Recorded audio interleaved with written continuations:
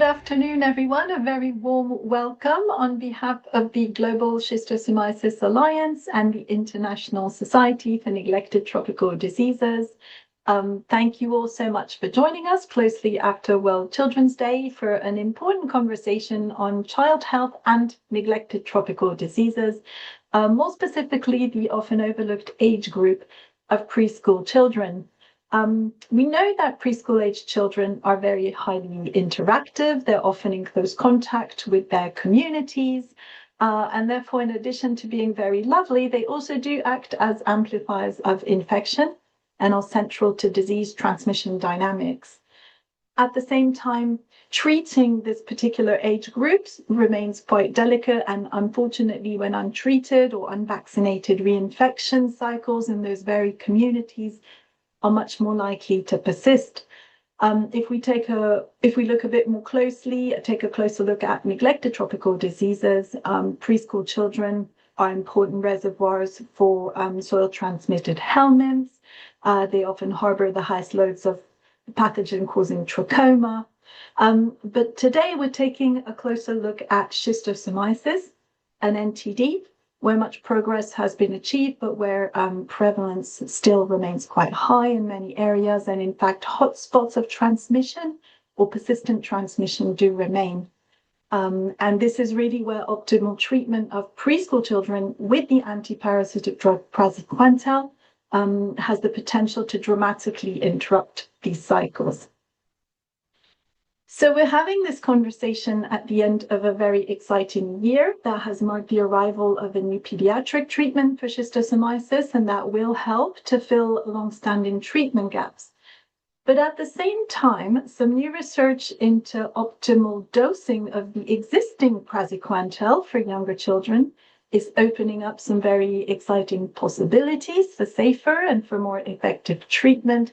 And so to bring all of this together and guide us through the critical needs and also innovations to optimize schistosomiasis treatment for preschool children, it's my pleasure to welcome our speakers today. We'll be hearing from a really interesting range of perspectives, both at WHO level, but also right into the field on the ground with country perspectives. So please, I'm sure you're all joining me to welcome very warmly our speakers today on the call. And first, I'd like to welcome you very warmly, Professor Amaya Bustinduy. Welcome, Amaya. You're joining us. Hi, good afternoon. Good afternoon. You're joining us from the London School of Hygiene and Tropical Medicine. Welcome. We're also delighted to welcome you, Dr. Edielu. Welcome, Andrew.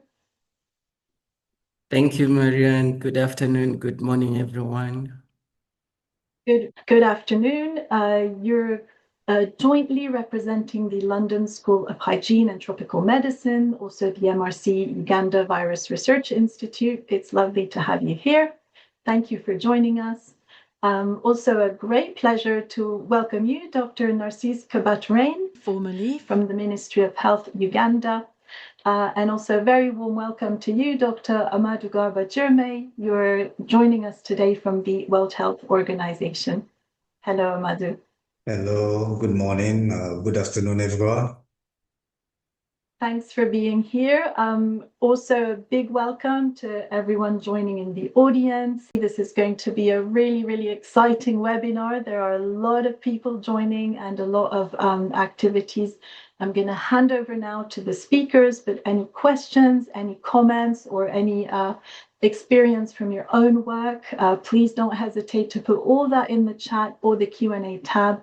After these 4 presentations, we'll have a chance for a really nice discussion and answering many of your questions. So without any further delay, Amaya, I'll hand over to you. Thank you for being with us, and a big welcome to everyone on the call. Thank you, Marianne, for that introduction. And I really want to warmly thank you at ISNTD and the GSA for organizing this webinar. Cannot tell you how delighted it is to bring this really neglected population to the forefront and well attended. So my role is going to be brief for this webinar. What I'd like to give you is a bit of a historical perspective on the drivers that have led to the hesitancy of treating this age group that has been going on for far too long. And it's always interesting and important, and it helps to have a brief walk down memory lane. And when this disease was initially identified in the mid-1900s, little was known on the transmission, and it really wasn't until the life cycle was discovered in the early 20th century that transmission could start to be stopped, so control programs. And so as what you can see here is that the field was highly driven by parasitologists and also by pathologists, identifying the parasite and the mode of transmission. But it was really when those control programs started getting important that treatment became really paramount in the control of schistosomiasis. Different treatments were tried, and of course, it will be a whole lecture in itself to talk about them. But it was when praziquantel finally made its appearance in the 1980s that it was a pretty game changer. But on the morbidity side, unfortunately, the disease, the understanding of disease was very limited to the egg deposition in the tissue. So the disease at that point was very much the fibrotic disease. Any kind of manifestations that were not fibrosis were deemed asymptomatic. And it wasn't really until the 1990s, even the 2000s, when pediatricians started coming into play, developing systems, morbidity metrics, even infection diagnostics paired with those morbidity metrics to identify anemia, growth retardation, physical fitness, and cognitive studies that clearly link schistosomiasis with pediatric disease. And preschool schistosomiasis was even later on, and the disability associated with it. So at that point, it was clear that schistosomiasis was beyond a fibrotic disease. It was a chronic inflammatory disorder. So there was a lot of things happening before that fibrosis was established in the different organ systems in the body. And the problem had been acknowledged for a while. It's just that it wasn't really trying to find, or people, researchers were not trying to find a solution. And I always like to show this because it really shows that even clinicians at the time were finding a lot of infection in young children. This is from Michael Gelfand from Zimbabwe. And what you can see here in this graph in the two communities that were surveyed is that children under 5 were already having eggs detected, over 50% of them in the population. And of course, they knew they had disease. But again, they didn't think that it was a high-risk group enough for it to be included. Some of those old views were that children were the reservoir of infection. And I think even Marianne mentioned it. Of course, they drive transmission in some ways by shedding eggs in the water. But at the same time, they are harboring disease. And MDA programs only really hit treatment once they come to school age. And again, just shying away from just the fibrotic disease and focusing more on the functional morbidity that affects children and their growth and development is very important to try to see why we need to treat them.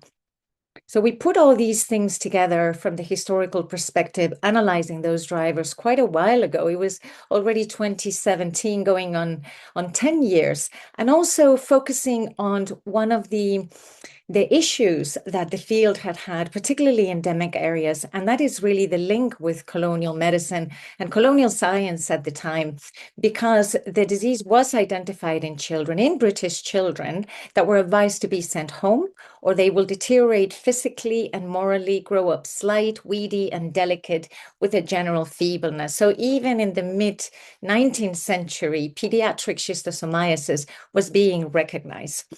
So we fast forward, of course, we're in 2025. We've done a lot of work. We know that preschool children are infected, that they have disease. So now how do we treat them? And of course, we know that 40 milligrams per kilo is the recommended dose, but is this enough? We conducted a Ugandan study in 2012, looking at the PK/PD of the two recommended doses by WHO, the 40 versus the 60 milligrams per kilo. And what we found is that neither dose really achieved cure rates that could be deemed as optimal. It wasn't until we modeled the 80 milligrams per kilo dose that individual cure rates reached 85%, which started to be acceptable. And of course, this is the basis of what my colleagues are going to be talking about. We also found that younger children had worse cure rates than their older counterparts. And again, over 10 years ago, we were already writing about the need to expand praziquantel beyond MDA programs. MDA programs need to continue, need to be strengthened, need to do as well as they can do.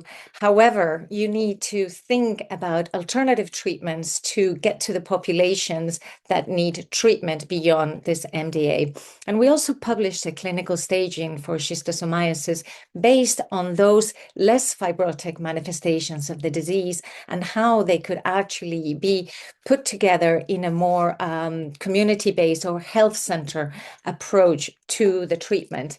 And I think you will hear it a lot, this coexistence of several formulations, of several approaches to finally achieve a common end, which is to not leave any child untreated. And I'm going to leave it at that and pass on to my colleague, Andrew Edielu, to continue with optimizing treatment. Thank you. Okay, thank you, Amaya, for that comprehensive journey down history. So now I present findings from praziquantel in preschool-aged children trial, that is the PEEP trial, whose findings were recently published in the Lancet Global Health, as per the snippet on the top right corner. So praziquantel is safe and effective against all schistosome species, and children younger than 5 years were originally not included in the safety and dose finding studies. And currently, praziquantel is approved at a dose of 40 to 60 milligrams per kilogram. However, as the previous speaker has just stated, recent studies suggest that they require a higher dose of up to 80 milligrams per kilogram. And in this particular age group, the preschool age children, that is, there is also a lack of data on the impact of treatment on morbidity outcomes. So this study set out to determine the optimal dosing of praziquantel and in preschool age children, and the primary outcomes were: one, cure rate, for which we used the proportion of participants with 0 eggs at 4 weeks as the outcome for that. We also measured the egg reduction rate and the antigenic cure as determined by circulating cathodic antigen and circulating anodic antigen. The secondary outcomes included safety, that is, we documented solicited adverse events 12 hours after praziquantel. And we also measured nutritional parameters, namely hemoglobin and anthropometric outcomes, as well as intestinal morbidity markers, that is, markers of inflammation and injury, as well as liver morbidity, as determined by ultrasonography. So to achieve these objectives, we recruited pre-age school children, 12 to 47 months, infected with schistosoma mansoni, and this was done from 10 villages along Lake Albert in western Uganda, and the enrollment took place between 2021 and 2022. And participants were followed up for 12 months. So that the study protocol was also published earlier. Regarding the morbidity outcomes, so participants were randomized to either receive 40 milligrams per kilogram or 80 milligrams per kilogram. And the 80 milligrams per kilogram was divided into 2 doses, 3 hours apart. And this was administered either once at baseline or twice in a period of 12 months. That's at baseline and 6 months. So the praziquantel and the placebo were matched for color and scoring.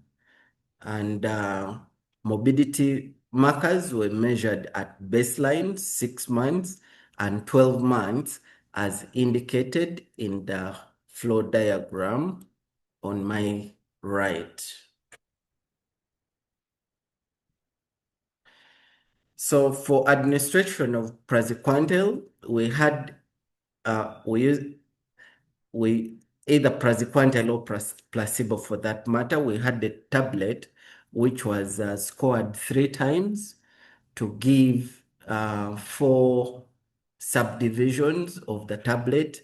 And we know the praziquantel tablet is 600 milligrams, implying that each piece was 1/4, equating to 150 milligrams. So after calculating the dose or at 40 milligrams per kilogram, that was rounded to the nearest quarter, that is to the nearest 150 milligrams. And the tablet was cut, being a clinical trial. We had a tablet cutter to give a precise size of the tablet that we needed. Then it was put in a paper and then crushed in a dispensing envelope and then crushed. And the powder, the resulting powder, was put in a cup and mixed with juice and given to the child, or for younger children, we gave the cup to the mother to actually administer the praziquantel. And we found that this was quite well accepted by the children and the mothers alike. Now we look at the results, and you can see from the results of there were 4 groups. So one group received 40 milligrams per kilogram once, that is at baseline. The other received 40 milligrams per kilogram at baseline and 6 months. And then the other group received 80 milligrams per kilograms, either once or twice. And as indicated, those that received 80 milligrams per kilogram received it as a divided dose, 3 hours apart. And the baseline characteristics were comparable, indicating the effectiveness of our randomization. But I would just like to point our attention to the intensity parameters, that 19% of the preschool age children actually had heavy infection. Next, we look at the morbidity patterns. And as I said, we looked at nutrition, we looked at liver morbidity, as well as intestinal morbidity. So on the nutritional parameters, we noted that the hemoglobin concentration was associated with egg count. That is an inverse relationship. meaning that those participants that had higher egg counts had lower hemoglobin.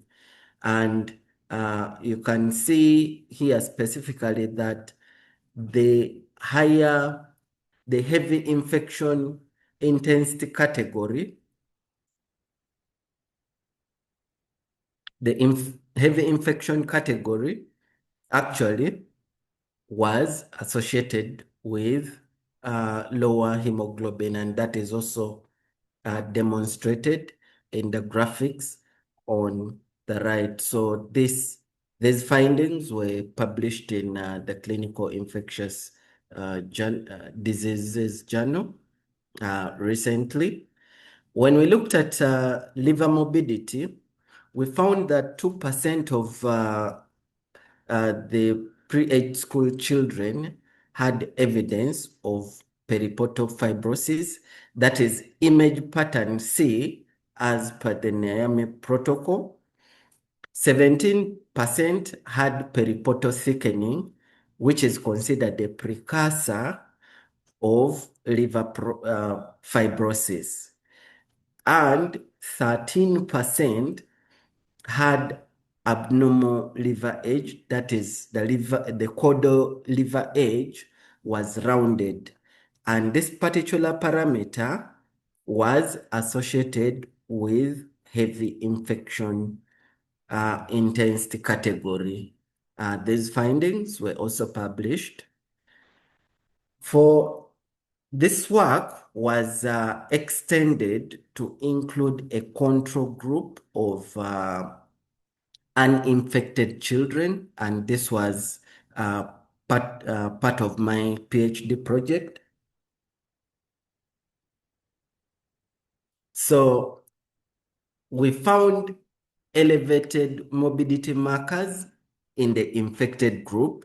So basically we had for this objective, we had the 354 PEEP preschool-aged children, and I recruited uninfected children, 61 of them, and did measurements on lactulose mannitol ratio, which is a marker of intestinal permeability, then fecal occult blood presence, which is a marker of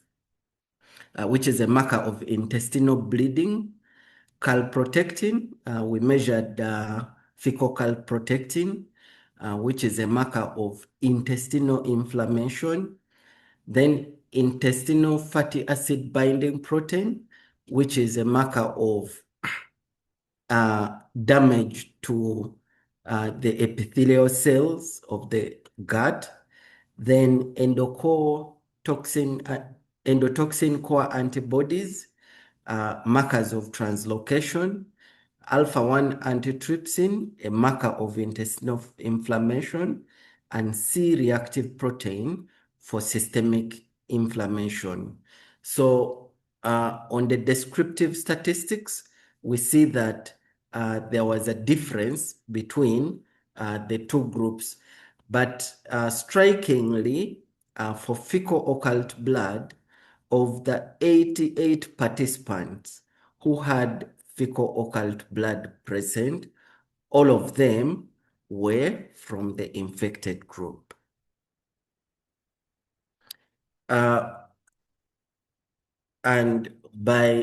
after regression, adjusting for age and sex, we can see that the differences in biomarkers between the two groups is actually significant. Basically, if you saw the trend, it was such that the inflammatory markers, both local and systemic, were higher in the infected group compared to the uninfected group.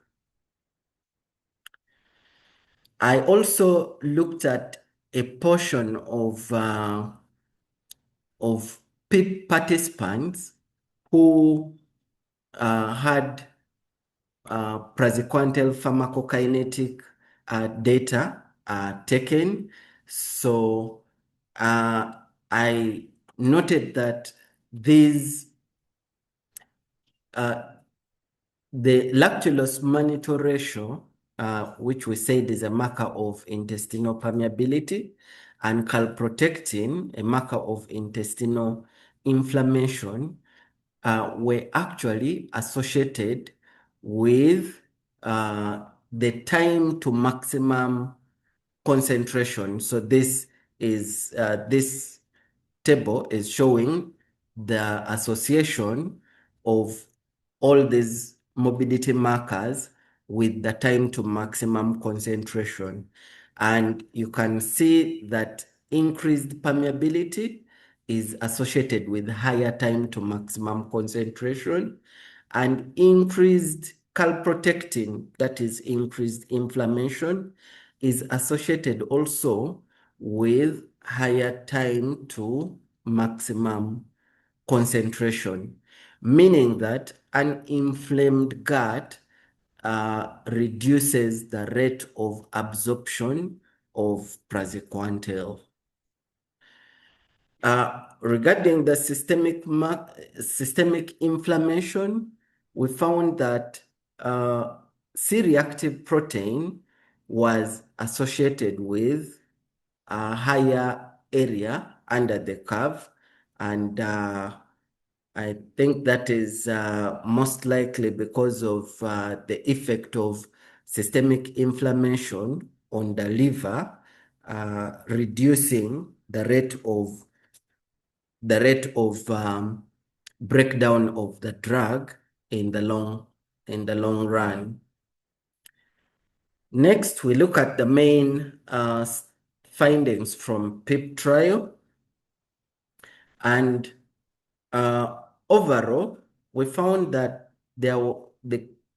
the cure rate in the 80 milligrams per kilogram groups was higher than that observed in the 40 milligrams per kilogram. And this was statistically significant. When we looked at the egg reduction rate individually, you can see that the 80 milligrams per kilogram achieved higher efficacy compared to 40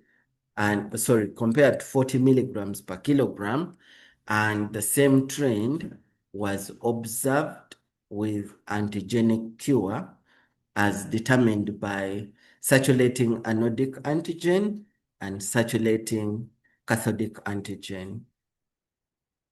On the safety parameters, you can note the darker bar here is the 80 milligrams per kilogram, and the lighter one is 40 milligrams per kilogram group. And you can see a comparable number of total adverse events observed. Same for the categories, mild and moderate, and there was no severe adverse event. And what adverse events are we talking about? We are talking about abdominal pain, we are talking about diarrhea, we are talking about drowsiness. So typically, on a number of occasions, after administration of praziquantel, we had this kind of scene at the study clinic. So next, we compare the effect of 80 milligrams per kilogram versus 40 milligrams per kilogram on morbidity at 12 months. And you can see that there is a significant reduction in the proportion of participants with high elevated fecal calprotectin for those who received 80 milligrams per kilogram. So you can see there was just 29% for those who received 80 milligrams per kilogram compared to 46% for those who received 40 milligrams per kilogram. So you can note that 80 milligrams per kilogram was associated with significant reduction in intestinal inflammation. On the effect of once versus twice a year treatment on morbidity still, we found that in this case, it was fecal occult blood. Again, we note that those who had fecal occult blood after only those for the group that received once a year treatment, there was 25% of them had fecal occult blood present, and for those who received twice a year treatment, 13% had fecal occult blood, and that was also statistically significant. So from this study, this was the first study to examine the effect of a higher dose of praziquantel, that is 80 milligrams per kilogram, among preschool-aged children versus the standard 40 milligrams per kilogram. We also note that preschool-aged children bear significant intestinal and liver morbidity, as we noted earlier, and that in this cohort, the 80 milligrams per kilogram of praziquantel is safe and more effective in achieving cure compared to the 40 milligrams per kilogram. And both higher dosing and more frequent dosing led to improvement in intestinal morbidity as determined by calprotectin and fecal occult blood, respectively. And finally, crush tablets provided with juice were well tolerated and also accepted in this setting. So we recommend that until a pediatric formulation of praziquantel is available, and I mean widely available in endemic areas, the use of crushed tablets can be recommended for these younger children. And so preschool-age children must be included in mass drug administration campaigns in order to reduce morbidity and morbidity for these children living in endemic regions. Yes, I would like to thank the implementing partners for the PIP trial from the London School of Hygiene and Tropical Medicine, Brown University in the US, MRC Uganda, Vector Control Division, and the funding source. Thank you. Thank you, Andrew. It's very quiet because we're online, but I'm sure if we were in a room together, there'd be a very loud round of applause for this really first of its kind research. Thank you so much, and for these crucial guidance to how to treat the pediatric population. Yeah, I will start by talking about schistosomiasis briefly in Uganda. It's how it has been. It is a very serious problem covering 90 districts out of 146 districts. That is the S-mass. S hematobium is in 4 districts, but in 2 of them, it has been interrupted, and now it still exists in just 2. The population of Uganda is 45 million, and 7 million people are estimated to be infected, and 16.7 million people are at risk. Majority of the infection occurs in childhood, sometimes under 5s, and the prevalence is the highest around the lakes, and we have very many lakes and large rivers. But virtually, I would say the whole country is covered, as you see in that map. MDA was started in 2003, supported by Schistosomiasis SCI, Schistosomiasis Control Initiative, in 2008. And since then, we have been supported by very many other NGOs and donors.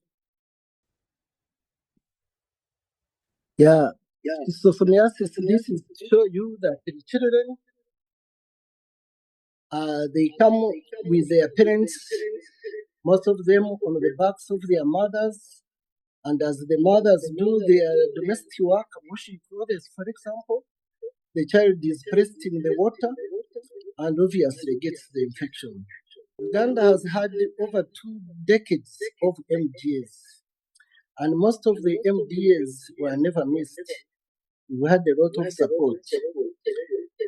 Intensity and prevalence and morbidity decreased significantly, and over time we thought that maybe we would eliminate this disease.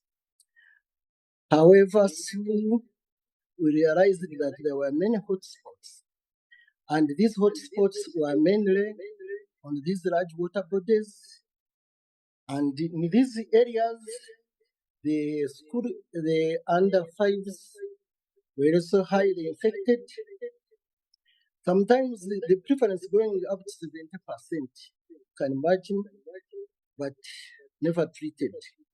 And it is then we started, I joined the group which was really calling for treatment of these school age under 5s, but there was no drug available. I wish to congratulate the transplanted consortium, which has produced the pediatric transplanter, which was tested recently in Uganda and by Limit Health in 2 districts. But unfortunately, this drug is not available because it is donated, so it is not available where we need it. In these hotspots, I said we have heavy intensity, heavy mobility, and severe mobility itself, vomiting of blood, hematemesis, and death. And it is a pity these are continuing, and we have no choice since we have no treatment which can go beyond this group, this preference. I'm assuming, and many others assume, that this has stayed high. These hotspots are supported by the untreated under 5s.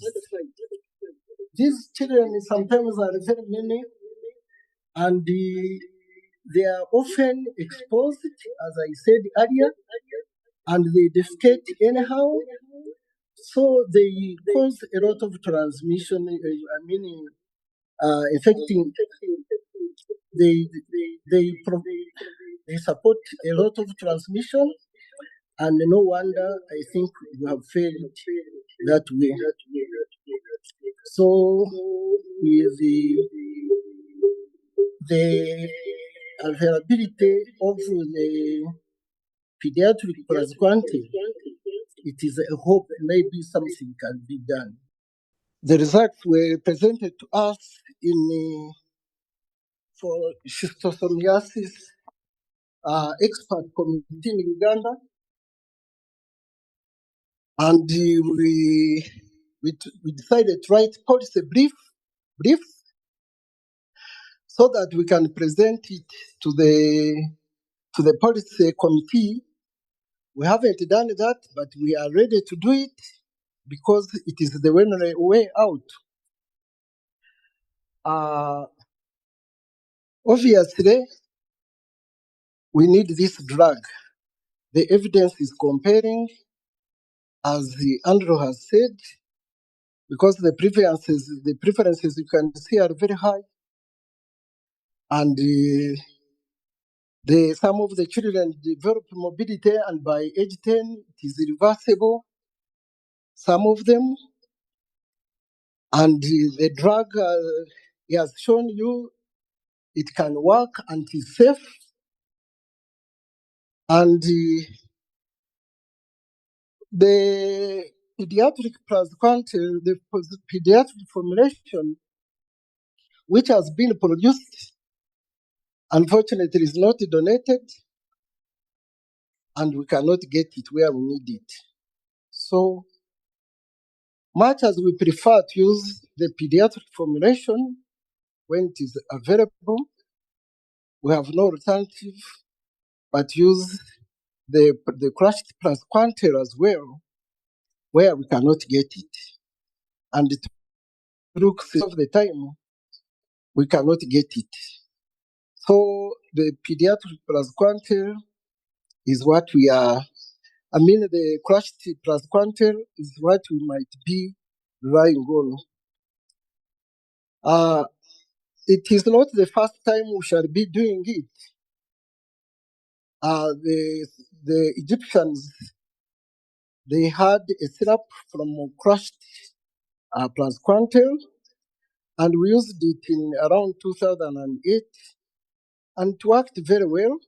And we're using community drug distributors, and we're using nurses, all trained, and we had attached them to the child health days as they were deworming children, and we think that approach can work even today. So much as I congratulate that the pediatric praziquantel has been produced finally, which is very good, but we urge the donors to donate it, because if we were failing praziquantel itself, we are lucky now we have the praziquantel donated. But are we sure we shall get the government to buy the drug? No. That means if we just rely on the pediatric formulation, we may never treat these children. But as Andrew said, and as the first speaker also said, we should not leave any child untreated today. First of all, it is unethical. But secondly, we cannot eliminate in a place where the prevalence can be as high as what I said, 70%, even if it is 30%. But the children are permanently in water, contaminating the water. The snails are not being killed. These are large water bodies. Therefore, transmission is uninterrupted. Even if you treat, whatever you do, you cannot eliminate the disease. So we have no alternative but to use crushed praziquantel, and since it is safe and efficacious, we are grateful. So the two can coexist, and what we need, if you put down, we just need guidelines. Another slide, the lower slide,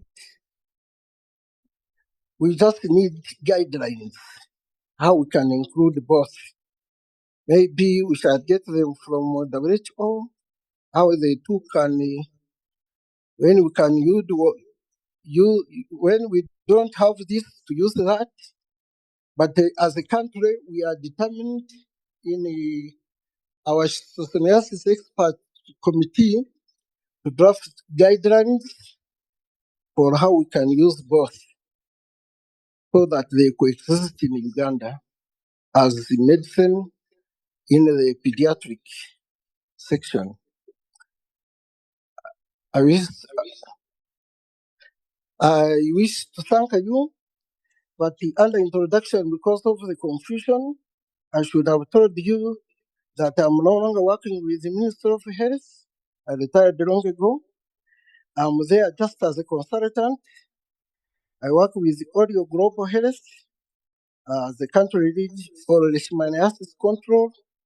So now I spend most of the time on leishmaniasis control. I wish to thank you all for listening to me and the organizers for inviting me. Thank you so much. A big thank you from us, Narcis, and my apologies for the mistake in your introduction. That was very good to note. Your guidance clearly is still absolutely crucial, so thank you so much. What a great message to finish on as well, that we need guidance to work hand in hand, making sure that the pediatric need is met by hook or by crook. Thank you so much, and especially thank you with your patience and your understanding with the online connection. That's much appreciated. So to bring all of this back to the crucial 2030 goals and the guidelines on achieving treatment of communities as a whole, I'll hand over now to our last speaker, Amadou. The floor is yours. Thank you again, Narcis. Thank you to the organizers for organizing this webinar on the treatment of schistosomiasis in preschool-aged children. And I'm happy to provide you with WHO perspective for the treatment of preschoolers, which is really extremely important for WHO. And it is clearly mentioned that this is among the critical action to be undertaken if we need to achieve the goals that have been set for the 2021-2030 NTD roadmap goals. So it's imperative to really extend, as highlighted here in yellow, the treatment, the preventive chemotherapy to all populations in need. And it's also important to ensure sufficient resources, including domestic financing, for access to intervention, including MDA for children. So this is clear. It is important. It is an important target for the achievement of the NTD roadmap. And all at-risk group need to be treated, because this is important if you don't want to leave a reservoir of infection which will continue to infect people after the MDA. Therefore, the treatment of adult, pregnant women, women of childbearing age, and preschool children is important. So, a meeting held by and organized by WHO in 2010 have recommended the treatment of preschool-aged children, given that schistomorbidity can be high in this group. So, preschool-aged children is a group at risk in endemic area, and this has been also said by Narcis. And studies have demonstrated that administration of praziquantel is also safe in preschool-aged children, and this can also be added to large-scale interventions targeting preschool-aged children, such as EPI activities, mother and child days, and preventive chemotherapy campaigns. Because broken or crushed tablets are recommended for administration, awaiting an appropriate formulation. These are the recommendations that have been set in 2010. And these have been also recommended in the WHO guideline released in 2022. In the recommendation 1 related to preventive chemotherapy, which has to be implemented from 10% prevalence of infection to all population in need from age 2, including adult women, pregnant women from after the first trimester, lactating women, to control morbidity. It was also recommended to have praziquantel in health facilities in order to treat all people in need, including children under 2 years of age.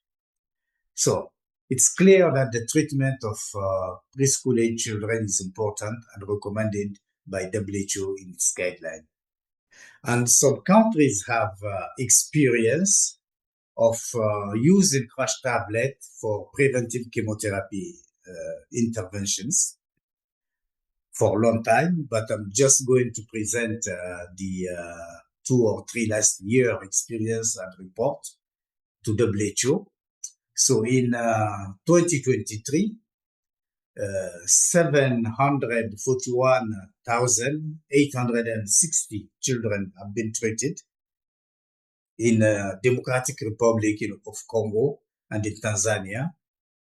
The same year, a study was undertaken in Madagascar, including 5,142 preschool-aged children aged 9 to 24 months. They have been treated, and there was no serious adverse event. And in the 2025 report, also, 403,986 children, less than 5 years, were reported treated in Gambia, Zanzibar, and in the Philippines. So, you see, with this report coming from countries that while waiting for the availability of the pediatric formulation, they use the crash tablet in order to treat preschool-aged children and reduce the morbidity in this age group. WHO has organized a review of the pediatric praziquantel in the framework of a network on global acceleration of pediatric drug formulation. So this network organized a review of the pediatric praziquantel, which I can record is registered by the European Medicine Agency, and also it has the WHO pre-qualification. So after the review, the assessment noted that there could be a burden of tablet using the pediatric praziquantel, given the low strength of the tablet, which is 150 milligram only. And for example, for a 15 kilogram kids, the dose can be up to 5 to 6 tablet to dilute. And also there is a need also to have high strength tablet, and also to have scoring on this tablet to allow lower treatment of other parasitic disease that are treatable with praziquantel. So further to this paddle exercise, some research topic have been suggested, like to investigate the development and feasibility of RaceMate of pediatric praziquantel to optimize the cost of the final product, and also to conduct efficacy, safety, and acceptability studies using the L-praziquantel in multi-country context, and also on the other species of schistosomiasis. And after this PADO exercise, also the pre-qualification team of WHO released an expression of interest to manufacturers of medical products to produce 600 praziquantel scored tablets and our praziquantel 150 milligram and 300 milligram score dispersible tablets, and preferably oral dispersible, because the current pediatric formulation have been approved as dispersible tablet, so it's not oral dispersible. The tablet have to be diluted in water. And this year, the pediatric formulation have been integrated in the WHO essential medicine list. So the R praziquantel is included, but the listing is recommended as a therapeutic alternative to praziquantel, which remain the class representative for the treatment of schistosomiasis. And the two medicine that are included are the normal praziquantel 600 milligram, 500 milligram, and the R praziquantel dispersible 150 milligram. So to summarize, really the WHO views, WHO think that treatment of preschool-aged children is important because they have morbidity, and it is recommended in the guideline to treat them so that all the reservoir can be clean in the perspective of schistosomiasis elimination. And while waiting for the pediatric praziquantel to be available, countries have already experienced in treatment of preschool-aged children using crash tablet. So I think it's something also which is important to note. And WHO, I think, is ready to release, I think, information on treatment using these crash praziquantel tablets. Thank you. Thank you, Amadou. Thank you to all our speakers. It's been absolutely amazing. Thank you for sharing with us that entire journey from the historic lens through which to look at the neglect of pediatric schistosomiasis burden, all the way to the results and the crucial lessons from the praziquantel in preschool children trial. Lots of questions have been coming in, and some of them already answered. If you have a chance to look at that in the chat, and really just listening to all that, all the way to the pivotal role of treating this age cohort more broadly in WHO's roadmap to 2030. So it's been an amazing session. We have about 20 minutes left to answer some of those outstanding questions and discussion topics that have been brought up by those connected. And thank you so much to you for posting those.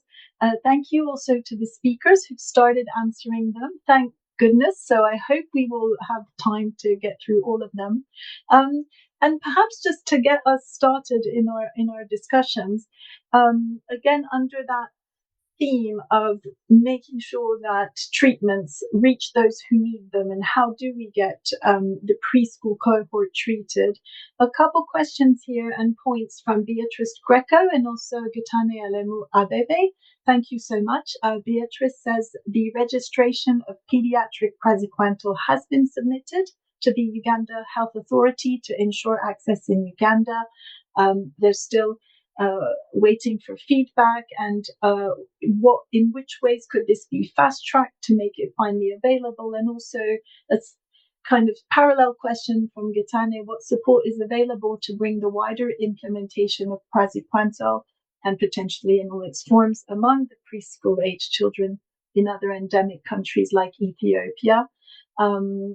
Please welcome all the speakers to come back on screen if you have any thoughts or answers on what concrete steps could happen to now accelerate the access to those treatments. The floor is yours. So I think it's important first to recall that what is preferable is really to have pediatric praziquantel in enough quantity so that we can target all the preschool-age children in need. And in the African region, WHO estimate that between 50 and 60 million preschool-age children are in need of treatment with pediatric praziquantel for preventive chemotherapy. Because it's not only preventive chemotherapy, you have also case treatments, which also will require this pediatric formulation. So as interim, I think the question is if you should leave these preschool-age children untreated because we don't have the pediatric formulation available, which is not really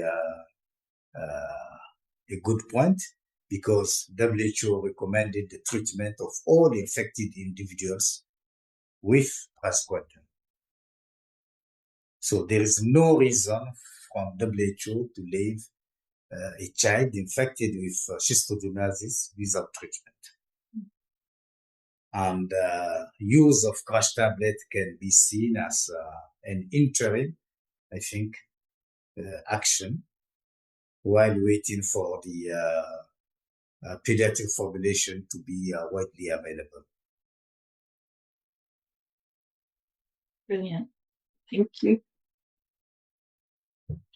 If can I say something along those lines? So of course we all agree that pediatric formulation is the best option, and I think there's two questions: is who should deliver the medicine, the drug? Is it only MDA programs, or does it really have to be alongside healthcare programs? And in the pediatric side, even though in pediatric schisto, we are lagging behind in many things, there are other fields where actually they're already in the field. So, for example, vaccination days, deworming with mebendazole for STHs. They've been doing it forever. So it's not really starting from scratch. And I really do think that we have to think of different delivery systems for the same type of drug, whether it's a crushed or the pediatric praziquantel. It's more the delivery system that has to be clear, because there is a bit of a confusion in some ways. People see, oh, this is just for MDA. If MDAs can absorb all of that, yes, but at the same time, why not use other systems that are already taking care of preschool children and even antenatal clinics, because we all know that the antenatal clinics is for pregnant women, but many times those women come in with the younger children as well. So I think it's a more creative way of actually reaching these younger children. So a question for Narcis from Tushabe John Vianney. What support is available in terms of drugs for treatment for individual researchers? I hope, sorry, Narcis, at first I should have checked first whether you can hear us okay. There's a question coming up for you. I can hear you. Perfect. So what support is available in terms of drugs for treatment for individual researchers willing to carry out testing and treatment in specific communities? Can they access drugs from the vector control division and go to the communities and do treatment for their cohorts, or what are the requirements?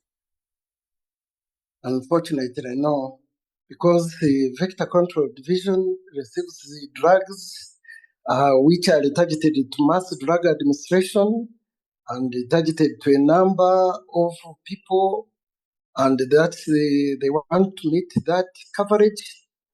And the vector control cannot be much as it would wish to, but it has no drugs to donate to researchers. And if we have a research also where we need the drugs, we have to be supported from elsewhere. So it is unfortunate. We cannot. Thank you. And just staying slightly on the challenges of delivering MDAs, a question here regarding the feasibility of delivering wide-scale MDA with crushed tablets. What about, in practical terms, the hygiene, the safety measures, especially given the need to manipulate drug administration for a very vulnerable population? Should it be clinic-based or community-based? Yeah, the hygiene, but what we do, we try to train the people. We try to provide boiled water when we are doing this distribution, and the distribution is held under child health days for that purpose, because child health days are handling drugs and for the under fives, that age group, and they are normally careful about contamination, so it is safe. In fact, whenever we have done it through that line, we have succeeded without any issue, and I believe we shall succeed. Fantastic. Can I add? Yes, of course. Yeah, just to say that using crushed tablet is not something which is unusual in this endemic setting, because the pediatric formulation of medicines is really a big issue globally. For many medicines in health facilities, they are available only as tablets. And when mother carry the child to health facility, they are given tablets instead of syrup or other suitable pediatric formulation. And mothers are used to crush tablets to deliver the treatment to their kids. So when doing the MDA, it's not the drug distributor who's going to crush the tablets, it's the mother who's going to put the tablet between 2 spoons, crush it, mix it with the water they use in the compound or in the household to give the medicine to the children. And I think with also the pediatric formulation, the medicine has also to be utilized in a cup of water. So it is, I presume, the same quality of water which is present in the household, which is going to be used. Yeah. So there is experience of mothers using crushed tablet, and really, it's not really something which is new. Yeah. Oh, that's really good to know. Can I just add, anybody that has done any pediatric medicine, clinical care, nursing, whatever it is related to children has crushed tablets. So even the first antiretrovirals, before we had the liquid formulations of antiretrovirals, we had to crush tablets. TB medicines, we had to crush tablets. Of course, it's never ideal. You always want a pediatric formulation, but of course it can be done. And you use actually whatever you have. So of course we had the big crushers like Andrew showed, but you can use any item from a bottle to what Amadou said with the spoons, even a glass. The idea is to just try to make a powder and then mix it with some liquid. Not ideal, but feasible. Fantastic. There were some questions. One's already been answered. It was in French. I'll translate it in case not all on the call are French speakers. It was, congratulations on the excellent study. Since you used crushed 600 milligram praziquantel tablets as the treatment in both study groups, how did you ensure the accuracy of the dosage administered, given that efficacy is dose dependent? And perhaps more generally, how accurate is dosing after crushing the tablets? And in practice, will that be easy to do during an MDA?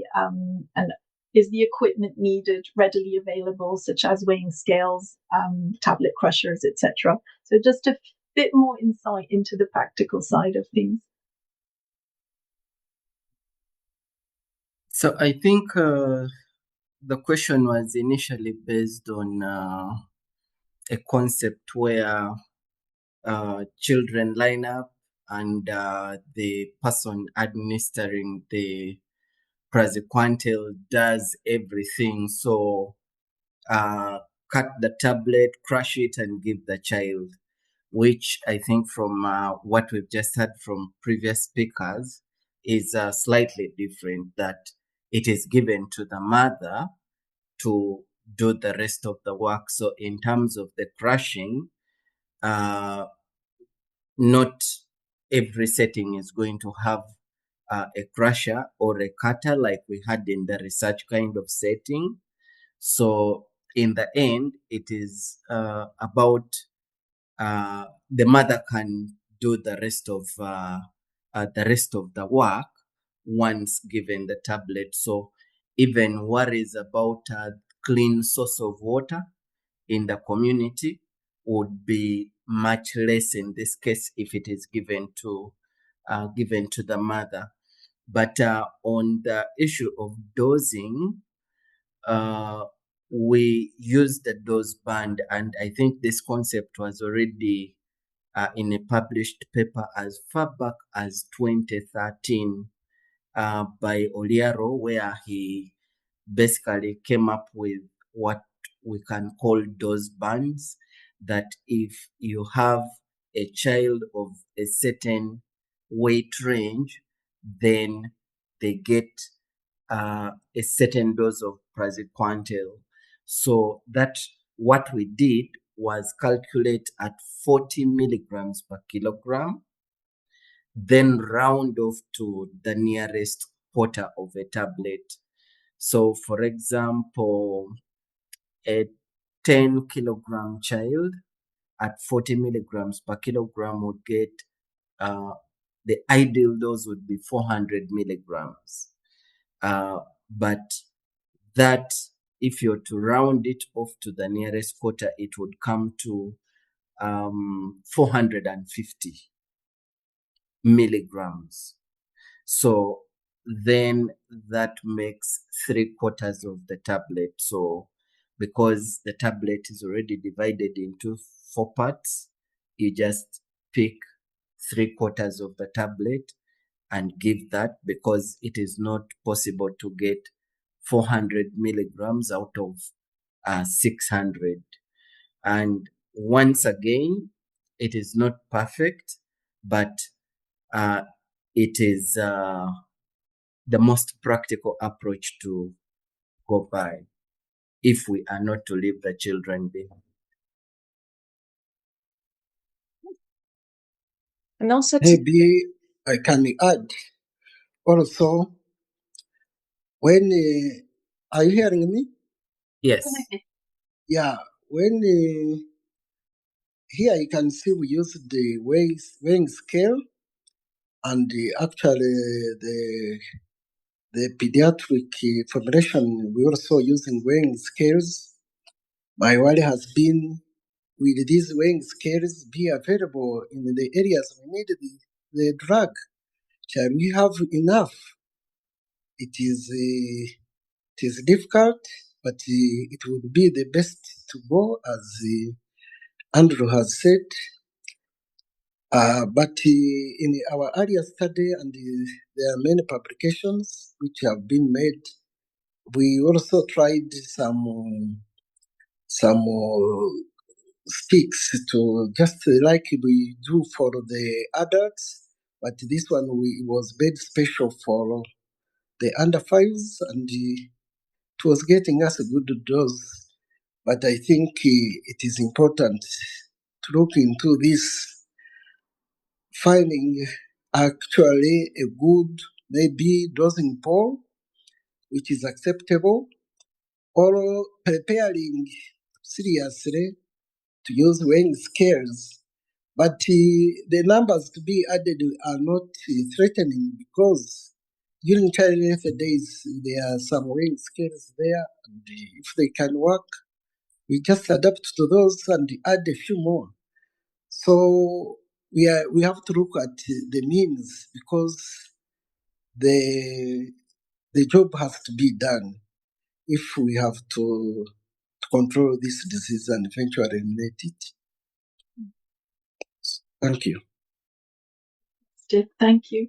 We've only got a few minutes left, and so the last question will be, of course, about what's next, what's the future, and what's the next horizon. Bringing together the question from Tashabe John Vianney in the chat, saying what alternative inventions, or maybe I would say what complementary interventions should we be thinking of when it comes to treating pediatric populations for schisto, or more generally, what are the next steps in building both a global evidence base for pediatric schisto control, but also to mobilize and have a momentum towards treatment programs long term, whether it's really making the access happen for our praziquantel, whether it's through the amazing research we've heard today. What do we really need to focus on next to turn this into a treatment reality?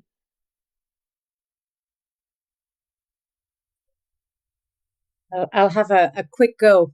I think it's been said, Marianne. So obviously countries have to take it on and purchase the praziquantel if they can, or try to get some donations to try to pay for it.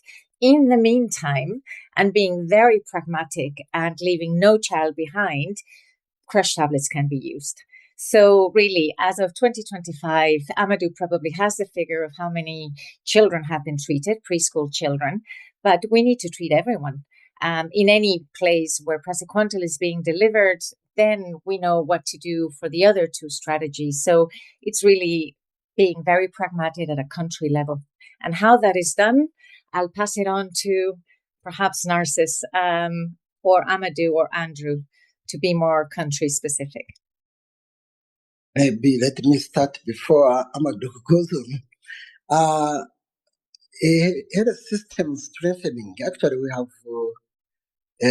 we are working hard to ensure that NTDs are treated within the health system.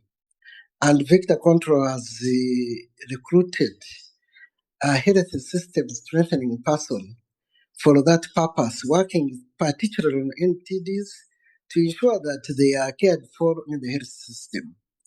And we have already joined this, when you are calculating the amount of drug and so on, you work with the National Quantification Unit. Actually, even today, I think they are in a meeting, and most of the NTD drugs have been included on an essential drug list. And I believe the praziquantel, even the pediatric one, will be on that list, or they are already there. And for that matter, I think those drugs are going to be within the health system day to day, ordered by the government, because that's why we have joined the drug quantification by the government to ensure, we have to push for government to come in because it is the only sustainable way. So they quantify the drugs, they should buy the drugs and ensure they are in the health system for use. And that way, it will even improve the knowledge about NTDs by other health providers in the health system generally. So that's where I can stop at present.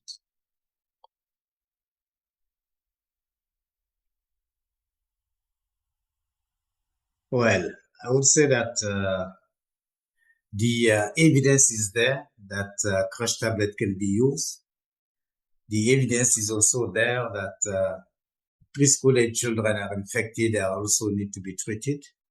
So now it's the ball is in the hand of ministries of health, I think, to see how they can organize either the procurement of pediatric praziquantel or provide guidance for the use of the crush tablet, which is recommended by WHO for the treatment as preventive chemotherapy, but also the treatment at health facility level.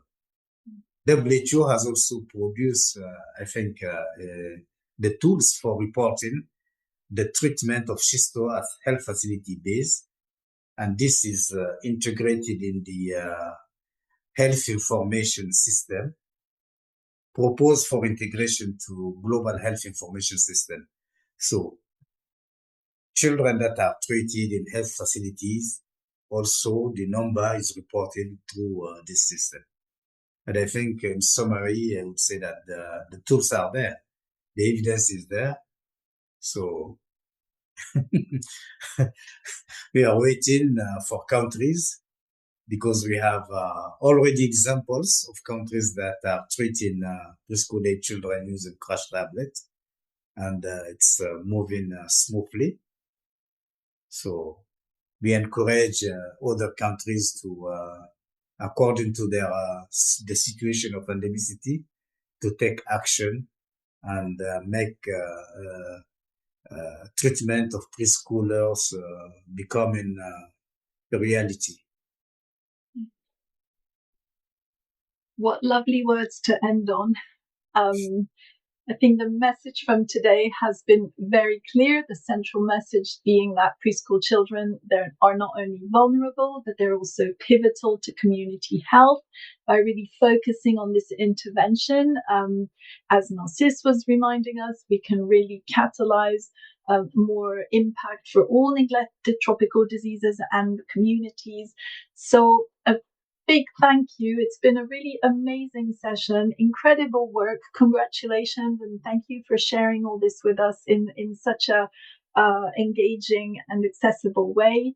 But also just a huge thank you to everyone involved. It's been really interesting to reflect upon the pediatric praziquantel and what are the next steps there, how that's integrating, how that could integrate into national programs, with a reminder here in the chat that the ADOPT program, now in its 4th year, has explored successfully integrating the implementation of our praziquantel during child health programs in 2 countries already. So a very exciting time, a very exciting year to be reflecting upon all this, and all that's left for me to do is to wish everyone who attended and brainstormed together today, wish them you all very well, and hope to get together very soon to discuss this further and the next steps. So thank you, audience. And again, a huge round of applause for our speakers today. It's been an amazing session. Thank you for your time. Thank you. Thank you. Thank you. Thank you. And a very big thank you to Anouk at the Global Schistosomiasis Alliance, and to everyone who made this session happen. All the best. Thank you so much.